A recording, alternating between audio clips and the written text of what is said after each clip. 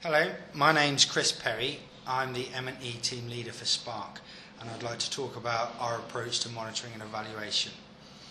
First, it's important to note that SPARC is a partnership with state governments, so that the agenda for change has to come from state government itself and not from SPARC. The challenge for M&E, therefore, was to develop an approach which captured the programme's theory of change such that accountability obligations to DFID were satisfied, including through monitoring the log frame, but at the same time, SPARC support was aligned to the state government's reform agenda and wasn't driven by the log frame. We did this through first supporting each state government in developing their own reform agenda. We were then able to transcribe those reform agendas into first state and then programme level log frames.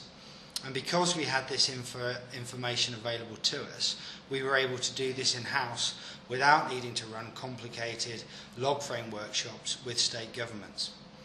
Following on from this, we were able to develop work plans that were aligned primarily to state government reform agendas, but this meant that we had to develop more complex mapping from work frames to the programme log frame in order to monitor our work.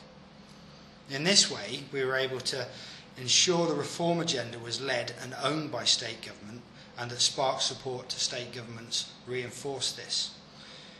We were able to deliver a useful log frame without burdening state governments with a potentially confusing process of log frame development, and this all allowed us to ensure that SPARC's work plan and work could be monitored against the log frame.